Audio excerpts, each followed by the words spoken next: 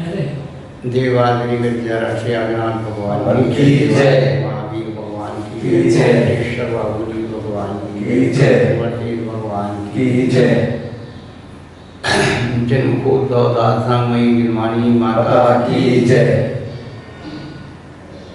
अरत बलियाचार्य भगवान की जय, दर्शनाचार्य भगवान की जय, भूत बली मुष्कंदाचार्य भगवान की जय, कुनकुन्नाचार्य भगवान की जय, ऋषि सदी के प्रथमाचार्य चार चक्रवर्ती आचार्य शांतसागर जी महाराज की जय, कथिकी पट्टाधीश आचार्य श्रोमणी गुरुवर जी धर्म सागर जी महाराज की जय, हम शिक्षा गुरु ज्ञान श्रोमणी आचार्य तत्व सागर जी महाराज की जय, इनका नाम मुनि सागर जी महाराज की जय, मुनि संघ की जय, धर्मांगी भव्य आत्माओं।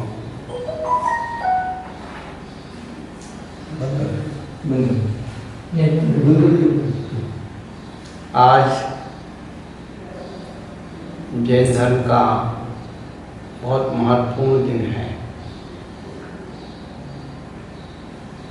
जिस देशना को आदिनाथ भगवान ने अपनी तत्वध्वनि के द्वारा प्रगटाया और परंपरा से आदिनाथ से लेकर के महावीर भगवान तक और उसके बाद गणधर के द्वारा ग्रंथित ग्रंथों को श्रुत की परंपरा से चली आ रही श्रुत परंपरा द्वादशांग श्रुत कहलाता है।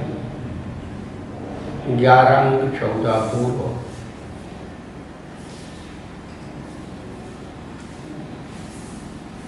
जब व्यक्ति की बुद्धि मन विषय कषायों के प्रति अनुरंजित होते चले जाते हैं तो मति ज्ञान और शुद्ध ज्ञान का जो प्रभाव है वो धीरे धीरे कम होने लगता है। जैसे कि कल परसों में हमने आपको बताया था पंडित रतनचंद जी मुख्तार के दृष्टांत के बारे में कि उन्होंने ये बताया कि जैसे जैसे हमारी मन बुद्धि विषयासक्त होती चली जाती है ज्ञानावरण का शोषण नष्ट होता है। ऐसे ही कालदोष के प्रभाव से जब अंग पूर्व का ज्ञान क्षीण होने लगा तो गिरनार की गुफा चंद्र गुफा में रहने वाले दर्शनाचार्य जिन्हें अंग और पूर्वों की अंशों का ज्ञान था उन्हें ये चिंता हो गई कि लोप हो जाएगा, विश्वत हो जाएगा, क्योंकि यहाँ तक की परंपरा में श्रुत से ज्ञान आया, यानी सुन करके उन्होंने उनको सुना दिया, उन्हें उनको सुना दिया, उन्हें उनको सुना दिया, याद रह गया और वो लिखा पढ़ी का कोई काम नहीं था। लेकिन ये अब शुद्ध परंपरा भी इतनी धारणा शक्ति कम हो गई लोगों की कि उसको धारण नहीं कर सकते हैं, तो इसे लिपिबद्ध किया जाए। इसीलिए दर्शनाचार्य ने दक्षिणापथ आंध्र प्रदेश में होने वाली वेणातट नदी पर होने वाली यति सम्मेलन, जो 5 वर्ष में यति सम्मेलन होता था, जिसके प्रमुख आचार्य अरत बली स्वामी थे, उनको पत्र लिख करके श्रावक के हाथ भेजाया और उस पत्र में जो लिखा था कि आप ऐसे प्रोद्ध शिष्यों को भेजिए उनकी योग्यता क्या हो। सबसे पहले देश कुल जाति से स्वतंत्र हों और विनयवान हों और गुरु की बात को धारण करने में समर्थ हों।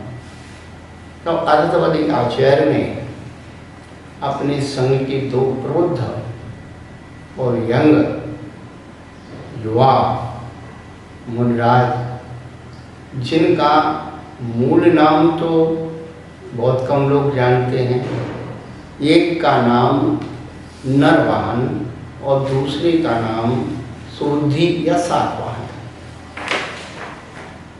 वो जो है उन 2 शिष्यों को आचार्य भगवान ने भेजा। चातुर्मास के बाद भेजा और कार्तिक, अघन, पौष और इस 3.5 महीने करीब माघ शुक्ला पंचमी के आसपास वो धरसेन आचार्य के पास से चले दोनों शिष्य वहाँ पहुँचे और वहाँ पर उन्होंने अध्ययन किया सुत की परंपरा का। लेकिन उसके पीछे जो कहानी है कि जब ये दोनों शिष्य वहाँ पहुँचे तो क्या हो गया, पहली रात्रि में धरसेन आचार्य को एक स्वप्न आया। 2 शुभ लक्षण वाले और बिल्कुल धवल बैल आए और 3 परिक्रमा दी और उनके चरणों को नमस्कार करके बैठ गए।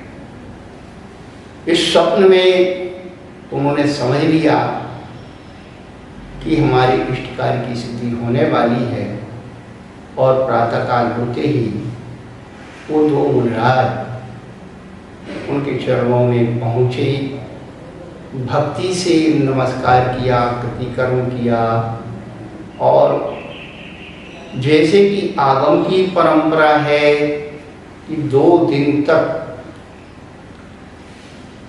जिस संघ में जाते हैं उस संघ वाले और जिस संघ में रहना है उस संघ का दोनों का वातावरण देखा जाता है।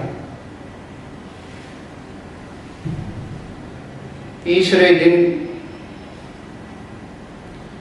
मार्ग का श्रम कम का हो गया। तीसरे दिन दोनों शिष्यों ने निवेदन किया, इस कार्य से हम दोनों आपके पादों को प्राप्त हुए हैं, वह कार्य हमें निवेदित संकेतित करें। तब धरसेन आचार्य ने अच्छा है, कल्याण हो, ऐसा कह के उनकी मनमन को पहचाना। लेकिन ये पात्र हैं, फिर भी परीक्षा लेना चाहिए, क्योंकि उत्तम परीक्षा जो होती है वह हृदय को संतोष करने वाली होती है। कहीं पात्र में और कोई ऐसी कमी तो नहीं है जिससे मेरी शिक्षा का द्रोह हो।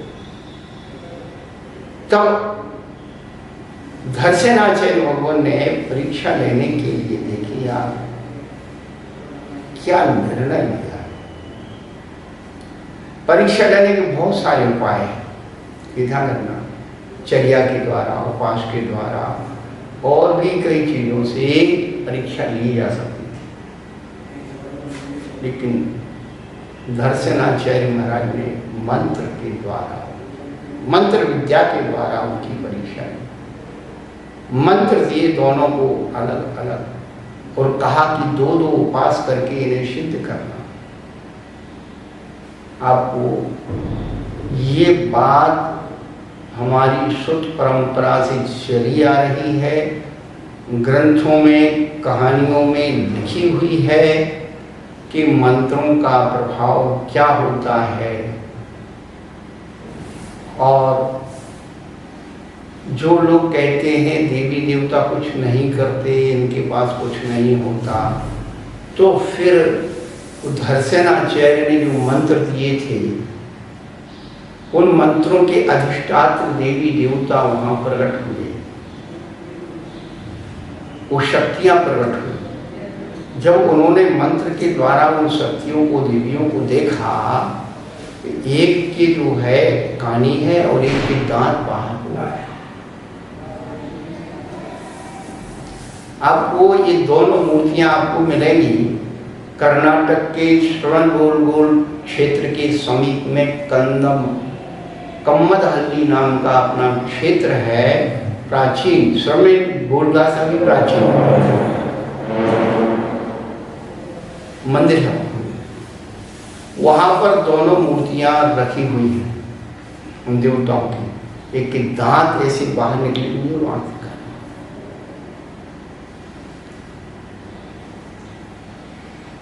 जब दोनों मुनराजों ने देखा कि भाई देवताओं का रूप तो सौम्य होता है, इसी विकृत रूप कैसे हो,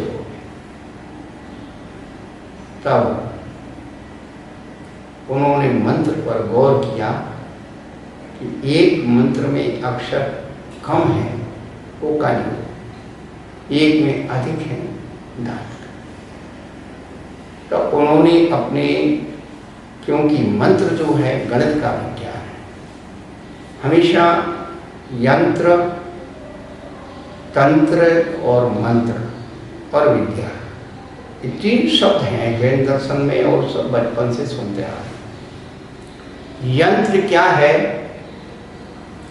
जो जड़ को कीमती और गतिमान बनाता वो यंत्र है। कैसे है? 200-250 वर्ष पहले, लगभग 250 वर्ष पहले एक जेम्स वाट नाम का व्यक्ति हुआ। वो केतली में कुछ अपने पेय पदार्थ पर पका रहा था। वो भाप से उसका ढक्कन ऊपर उठ गया। और ये तो अपन बचपन से देखते आए कि वो भाप आती है और ढक्कन को नीचे गिरा देती है। लेकिन उस व्यक्ति ने उस भाप की शक्ति को पहचाना और उसने बिल्कुल पैक कर दिया ऊपर के ढक्कन को, और टोंटी से भाप निकल रही थी।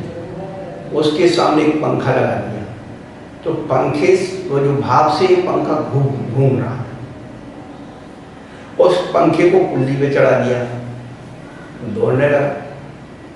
उसने वो पहला प्रयोग किया और उससे रेलगाड़ी बना दी। तो जड़ को कीमती और गतिमान बनाता वो यंत्र है। ये सारी चीजें यंत्र हैं। और तंत्र जो है रसायन विज्ञान है। द्रव, ठोस और गैस, ये तीन चीजों का उसमें परिवर्तन होता है। अब देखिए क्या परिवर्तन होता है। आप लोहे को, बिल्कुल शुद्ध लोहा हो और पारसमणी से छुआ, तो रासायनिक परिवर्तन होता है। उस लोहे के परमाणु स्वर्ण रूप परमाणु हो जाते हैं। ये रासायनिक परिवर्तन।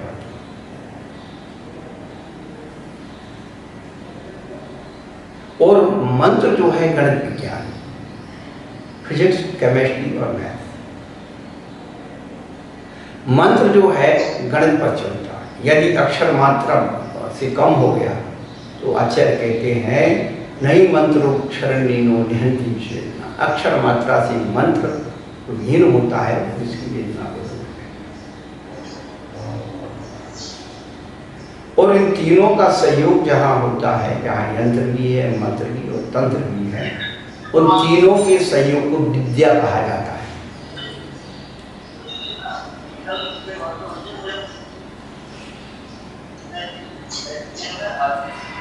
तो उन्होंने जो प्रयोग किया कि दैविक शक्तियां प्रकट हुई, ये कोई नई बात नहीं है।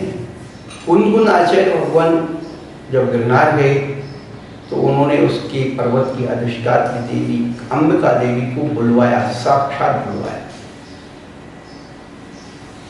शमंतभद्र आचार्य के जीवन में उनको चंद्रपुर भगवान की जो देवी थी, ज्वाला माली, वो देवी सिद्ध थी। पूजपाद आचार्य भगवान को पद्मावती सिद्ध थी। नैमिचंद सिद्धांत चक्रवर्ती देव को, क्योंकि उनका नाम नैमिचंद था, तो नैमिनाथ भगवान की इष्ट अधिष्ठात्री देवी, कुष्मांडनी देवी, अंबिका देवी जिसे कहा जाता है, वो इष्ट थी। इसलिए आप श्रवण में जाइए, हर मंदिर में आपको कुष्मांडनी देवी मिल जाएगी। क्यों मिले? कभी अपन उसके पीछे लॉजिक नहीं हो, कैसी रही नहीं। तो वो जो है ये परंपराएं चली आ रही हैं। इष्ट को सिद्ध करने के लिए आचार्य कहते बिना दैविक शक्तियों की कभी भी ये सब नहीं होता। हमने भी बहुत कुछ अध्ययन किया और यही माना। आप ये देखिए कि ज़्यादा पीछे नहीं आप लोग हैं, 500-700 वर्ष पीछे चले जाइए और आप देखिए दक्षिण भारत के या उत्तर भारत के जो भी मंदिर पत्थर के बने हुए हैं उनकी कारीगरी को देखिए आप। सब नहीं, जो कारीगरी है आज भी उसके पिलर में आप दर्पण के समान अपना चेहरा देख सकते हो, क्योंकि वो कारीगर लोग भी इष्ट देवताओं को सिद्ध करके उनके माध्यम से वो चीज बनाते हैं। आप उनके हर इंद्र के या देवी देवताओं के उपकरण देखिए, हार मुकुटमाला देखिए, एक एक गुड़िया आप गिन सकते हो, कोई छोटा बड़ा नहीं। औजार आर पार चला जाए, उंगली आर पार चली जाएगी। इतनी सूक्ष्मता उस विज्ञान में थी, आर्ट विज्ञान में।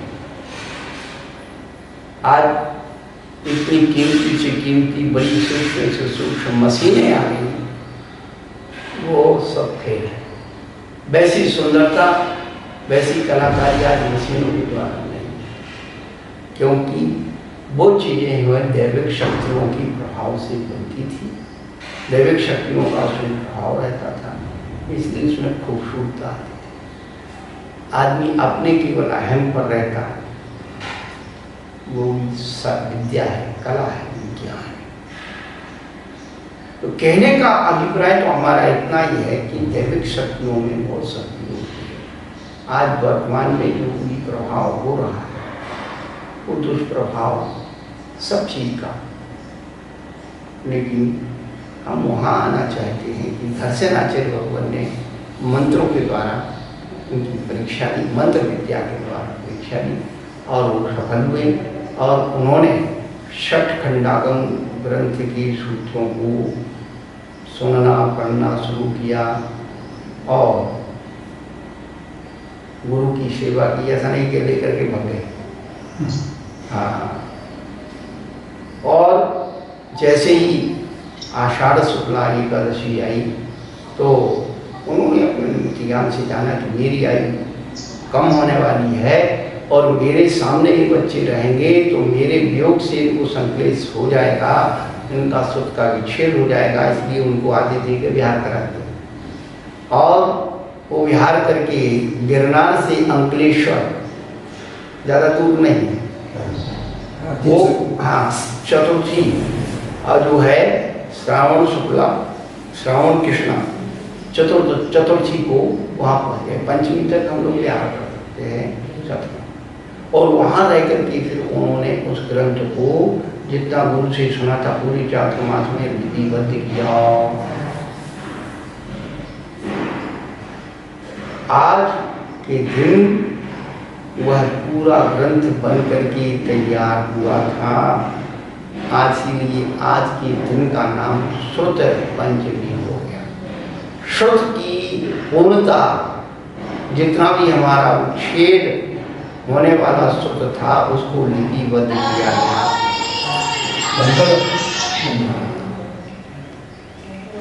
वही आज के दिन उसकी हम कहानियाँ सुनते हैं, पूजन करते हैं। लेकिन आपको ये बात बताना चाहते हैं कि जब से ग्रंथों का लेखन शुरू हुआ, सबसे पहले सुख परंपरा रही, फिर ताड़पत्र की परंपरा। ताड़पत्र कैसे होते हैं? पोन्नूरमलई, तमिलनाडु के पोन्नूरमलई उस क्षेत्र में आज भी वो ये ताड़पत्र के वृक्ष नहीं, ये ताड़ वृक्ष नहीं, उसका स्पेशल ताड़ पेड़ होता है। और उसकी जो है पत्रों की रचना अलग अलग ढंग से कैसे होती है, कैसे लाते हैं। सन 2006 में श्रवणबेलगोल में भट्टारकाचार्य की स्वामी जी ने उसकी बताई थी, विधि बतलाई थी कि कैसे ताड़पत्र से पत्र को लाते हैं और लिखने तक क्या उसका प्रोसेस होता है, क्या विज्ञान होता है। ऐसे नहीं लिखा जाता है, ऐसे पत्र नहीं लाए जाते। वो पत्र, ताड़पत्र जो है केवल दक्षिण भारत की, तमिलनाडु की और मूलमलई के आसपास के क्षेत्र में मिलते हैं। और आज भी उनको पत्रों को किस विधि से लिया जाता है, तो आज तो प्रयोग कम हो गया, लेकिन वो बताते हैं कि जो है जब उसके पत्तों की जरूरत होती थी तो श्रीफल ले जाकर के उससे निवेदन करते थे, मुझे आपके पत्रों की जरूरत है।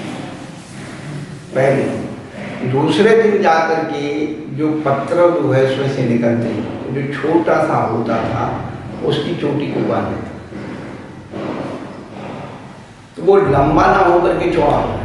अभी तक पूरे ताड़पत्रों में ज़्यादा से ज़्यादा 3 इंच का ताड़पत्र चौड़ा, नहीं तो 2, 2.5, 1, 1.25 इतने ही ताड़पत्र। तो पत्र को चौड़ा बनाने के लिए उसकी चोटी बांधी जाती, तो लंबाई की अपेक्षा वो चौड़ा हो जाता। ये बातें इसलिए इतिहास की सुना रहे हैं कि हम लोगों को ये सुनने से ये ब्रेन जो है वो उसको टेक्निक को पकड़ लेता है, और जब कई परिस्थिति आएगी तो वही चीज विधि आप आगे से। जब उसका एक निश्चित दिन हो गया कि इतने दिन में ये पत्र इतना बढ़ जाएगा, फिर वो जो है लाने वाला, पत्र को निकालने वाला बड़े विनय भाव के साथ उस पत्र को निकालता और जमीन पर नहीं रखता, ला करके उन पत्रों को पहले व्यवस्थित, जो भी उस समय के आर्गुमेंट्स होते थे उसको छीलने के, बनाने के, उतने अनुपात से उनको अनावश्यक को हटा दिया, आवश्यक को रख दिया। फिर उन सबको छाया में सुखाया जाता है। छाया में सुखाने के बाद उनको नमक के पानी में 1 महीने रखा जाता है। उसके बाद फिर सुखाया जाता है। फिर उसके बाद उसमें काजू का तेल दे करके उसको स्ट्रेंथ दिया है, क्योंकि लकड़ी वो कमजोर रहेगी तो खिल जाएगी। उसके बाद उसको बड़े गाजे बाजे के साथ, उत्सव के साथ समर्पित किया जाता। तो जहाँ पर समर्पित किया जाता तो वहाँ पर उन लाने वाले, पत्रों को लाने वाले व्यक्तियों का बड़ा सम्मान होता है। वस्त्रों के द्वारा, अलंकरण के द्वारा, मुद्रा के द्वारा उनका सम्मान किया जाता है। उसके बाद उन पत्रों को वितरण करके उन पर लिखाई होती। लिखाई कैसे होती, तो जैसे बड़ा सुबा होता है लोहे का, तो उस पत्र को इस ढंग से पकड़ा जाता है और बाएं हाथ में उसके नीचे कुछ सपोर्ट रहती था उसकी लकड़ी की, और इस प्रकार से पकड़ करके, और नाखून, ये अंगूठे का नाखून थोड़ा बड़ा रहता है, उसमें भी आकार का कट कर देते हैं, और उसको जो फिर जो नोक होती सुआ, उसको फिर उसके बीच में फिट करते हैं। और फिर जैसे बर्तन पे नाम खोजते हैं, ऐसे ऐसे ऐसे ऐसे धीरे धीरे धीरे धीरे वो अपना हाथ चलाते उसमें, तो वो जो नोक से उसके ऊपर गड्ढे बन जाते हैं, अक्षरों के गड्ढे बन जाते हैं। फिर उस गड्ढों में क्या करते हैं, नारियल का जो ऊपर की जटा होती है, नारियल की जटा, उसको बिल्कुल जला के राख कर देते हैं। वो या तो नारियल के तेल में या काजू के तेल में उस राख को मिला करके पेस्ट बना देते हैं, और रुई में उसे भिगो करके उन अक्षरों पर वो फेर देते हैं, तो वो अक्षर अपने आप चमकने लगते हैं। ये जो है ताड़पत्रों पर लिखने का विज्ञान। आज जो भी लोग सुन रहे हैं यहाँ पर, किसी क्या मानते, कैसे होता है, जानते भी नहीं, मानते भी नहीं, क्या। लेकिन ये ताड़पत्र की परंपरा, और उसके बाद शिव तो बहुत सारे कपड़ों पर लिखे कागज का आविष्कार हो गया।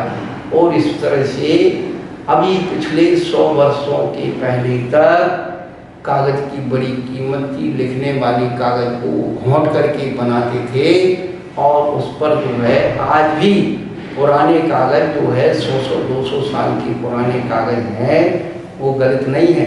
लेकिन आपका ये केमिकल का बना कागज 10 साल में 5 साल में चटक जाता है।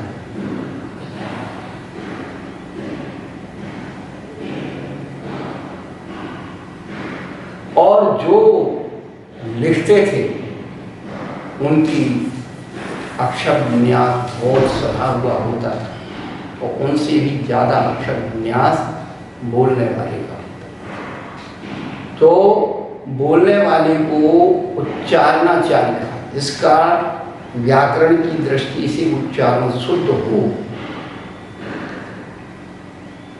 लिखने वाले को भी ज्ञान हो।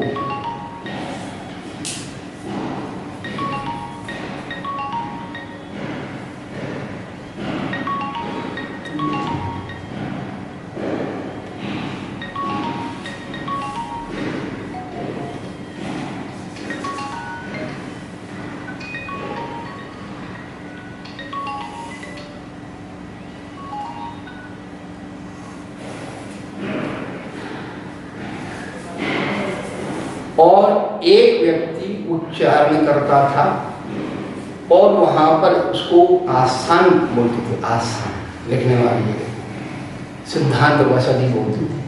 तो पिलर के सहारे वो लिखने वाले बैठते थे। एक व्यक्ति बोलता था और 10, 15, 20 व्यक्ति एक साथ अपनी वो लिखते थे। तो एक बार में 10, 15, 20 प्रतियां बन जाती थी। ऐसे जो है पहले होता था। शेर बोलने वाले का और लिखने वाले का भी बहुत सम्मान होता था। और जिस दिन ग्रंथ लिख करके पूरा हो जाता था, उस दिन हाथी पे रख करके गाड़ी वाले के साथ उसका जुलूस पूरे शहर में, नगर में घुमाया जाता। ये उस ग्रंथ की सुख की परंपरा का सम्मान था। आज धीरे धीरे अब समझ में आता है कि हस्तलिखित ग्रंथों का महत्व क्यों है। आज जितने ज़्यादा ग्रंथ छप रहे हैं, उससे ज़्यादा अपमान, अनादर, अवहेलना उन ग्रंथों की हो रही है। सबसे ज़्यादा दुर्गति ग्रंथों की हो रही है। क्यों? बेचारे मूर्ति में तब भी कहते रहे भाई भगवान है, ये इसको इसी अभिनय नहीं होना चाहिए। जरा सी मूर्ति यदि टेढ़ी हो गई तो पंडित जी भी कहते अरे भाई तुमने मूर्ति टेढ़ी कर दी, साहब बहुत अशुभ है। भगवान को ऐसा खिलौना समझ रखा है, भगवान को ये समझ रखा है, भगवान को, यानी आपके दिमाग में भगवान ऐसे उछल दिए कि भगवान ही सब कुछ। तो तुम्हारे दिमाग से शास्त्र ऐसा निकल चुका कि खिलौना, समय सार बना लिया, गुटका बना लिया, दिन में रख के घूम रहे लोग, सुनकर जा रहे, सुनकर जा रहे। आप देखिए, छापा लोग ने अच्छे अच्छों को, अनपढ़ लोगों को क्या बना दिया? विद्वान बना दिया। लेकिन पंडित सदाशिवदास जी तक जो परंपरा थी, देखने में बड़ी शुद्ध परंपरा थी, बड़ा विनय भाव था लिखने का, अनुवाद करने का, निस्वार्थ भाव से। आज कोई भी विद्वान 100 पेज की किताब का यदि संपादन कोई विद्वान करेगा तो कि 50,000 रुपया तो मुझे संपादन की चाहिए।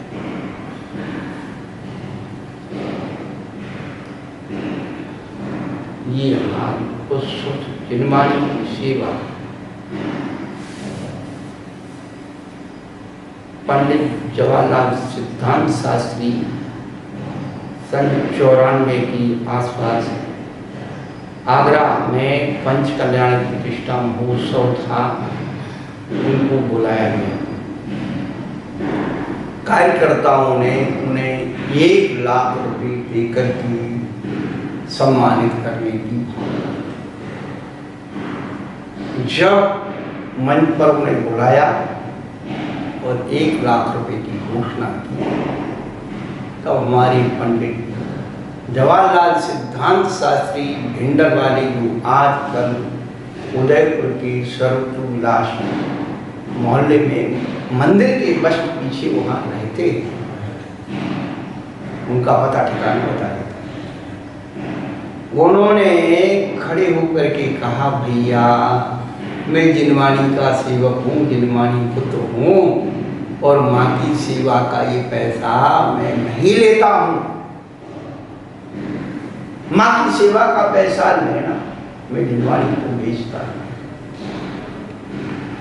1 लाख रुपए को ठुकरा दिया। वहां पर और भी कुछ विद्वान आए थे। उन आयुवकों से कहा, भैया पंडित जी ने तो नहीं ले, तुम एक काम करो, हम 4 दिन है, 25-25 हमें दे दो। ये सत्य घटना आपको बता। आज जीवन में उस ज्ञान का प्रभाव क्यों कम हो रहा है? ये ज्ञान का अपलाप, अवनवाद, निंदो, मात्सर्य, ये जो ज्ञानावर्णी दर्शनावर्णी कर्म के 9 कर्म हम पिछले दिनों से तत्वार सूत्र में बता रहे हैं कि इतना निम्न स्तर का प्रदोष, नव, मात्सर्य, अंतराय, आशा, धन्यवाद चल रहा है।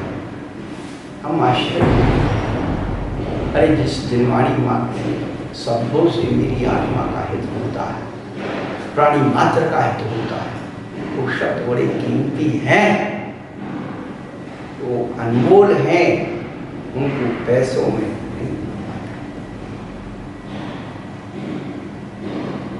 हम तो कभी कभी ये बात कहते हैं और बिल्कुल सत्य है, देव शास्त्र गुरु, शास्त्र मध्य दीपक बीच में रखा है, जो अनंत भगवान के स्वरूप को भी बतलाता है, गुरु के स्वरूप को भी बतलाता है। आप एक कल्पना कीजिए, कर्मोदय सबके आते हैं, एक मूर्ति खंडित हो गई तो दूसरी मूर्ति बन जाती है, एक गुरु महाराज की समाधि हो गई तो दूसरे महाराज बन जाएंगे। लेकिन मैं आपको दावे से कहता हूँ, 35 साल 36 साल मुझे पांडुलिपियों का अध्ययन करते हो, शास्त्र का एक अक्षर कहीं टूट जाए, एक अक्षर आ गई निकल गई तो सारे दुनिया के विद्वान मिलकर के उसे पूरा नहीं कर सकते कि आथा गई। महाबंध आज 60 खंड आगम की पूजा है। 60 खंड आगम, 6 जिसके खंड है आगम के 60 खंड आगम। पहला जीवठान, दूसरा क्षुद्रक बंध, तीसरा बंध स्वामित्व, चौथा वेदना, 5वां वर्गना और 6वां महाबंध। जो महाबंध जिसको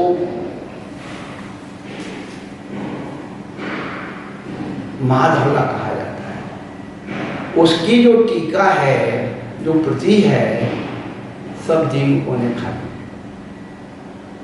और बीच बीच में स्पॉट, उसकी कोई दूसरी प्रति है ही नहीं संसार में। अब जब उसका प्रकाशन हुआ तब कितनी कठिनाई से विद्वानों ने उसको संभाला, लेकिन ये ध्यान रखना, आज तक सब मिलकर के उन टूटे अक्षरों को नहीं बता सकते कि बहुत दूर की बात कहा है। पंडित टोटरमल जी ने मोक्ष मार्ग प्रकाशक लिखा और उन्होंने विज्ञप्ति दे दी कि बात आगे बताएंगे और आगे कहेंगे, आगे कहेंगे।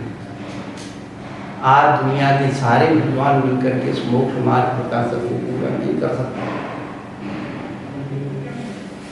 कहने का अभिप्राय क्या है कि आचार्य कहते हैं इस श्रुत को कैसे रक्षण करना चाहिए। भग्न पृष्ठा कटिग्रीवा तुल्य दृष्टि यदोमुखा कष्टेन लिप्तम ग्रंथम चित्रवत परिपालित। कमर टेढ़ी हो जाती है, टूट जाती है। भग्न पृष्ठा कटी ग्रीवा, गर्दन हो जाती है। भग्न पृष्ठा कटी ग्रीवा, तुल्य दृष्टि, आंख एकदम केंद्रित रहती है नीचे। अधोमुखा, नीचे गर्दन करते रहो। कष्टेन लिप्तम ग्रंथम, ग्रंथ बड़े कष्ट से लिखे जाते हैं। क्या पुत्रवत पर पाली, उन्होंने पुत्र की उपमा दी, पुत्र के समान इनको पालन करना चाहिए। क्यों पुत्र के समान पालन करना चाहिए? क्योंकि जैसे आपका पुत्र आपके कुल की परंपरा को आगे चलाता है, ऐसे ही हमारे हस्तलिखित शास्त्र हमारी श्रुत की परंपरा को आगे चलाते हैं। यदि आपके पुत्र का वियोग हो गया तो आपकी परंपरा खत्म हो गई, श्रुत का विच्छेद हो गया तो आगे की परंपरा। इसलिए आज भी उन महान ग्रंथों की जो हस्तलिखित पुथियां हैं उनका हमें बहुत आदर करना चाहिए। प्रिंट हो रही हैं, आज से 100 साल पहले प्रिंट का बहुत विरोध हुआ था कि भाई छापे खाने में नहीं छपना चाहिए, हाथ से ही लिखे जाना चाहिए, लेकिन क्योंकि उसमें जो है वो सरेस लगती थी, कुछ ऐसा आर्गुमेंट्स लगता था, अशुद्ध केमिकल लगते थे, और फिर लोगों ने कुछ देसी प्रयोग किए, देसी प्रेस खोले और उसमें जो है इम्प्रूवमेंट लाए। तो कहने का मतलब ये है कि हस्तलिखित करने में, लिखने में जो विशुद्धि आती है, आज कौन लिख रहा है, लिख करके कंपोजिंग करा दी, छाप दी, हर व्यक्ति लेखक बन गया, हर व्यक्ति संपादक बन गया, हर व्यक्ति जो जिसको कुछ ABCD नहीं 4 ग्रंथ मिलाए रखे और इसके इधर उधर उठाए और एक ग्रंथ बना दिया, साहब मैंने ग्रंथ लिख दिया। आज ग्रंथों की ऐसी दुर्दशा हो रही है। बंधु मूल आचार्यों के ग्रंथ बार बार कहते आज शुद्ध पंचमी का दिन है, कम से कम अपने जीवन में मूल आचार्यों के 2-4 ग्रंथों को आद्योपांत आप अपने आप से पढ़ लीजिए। यही शुद्ध पंचमी का सार जब महावीर भगवान की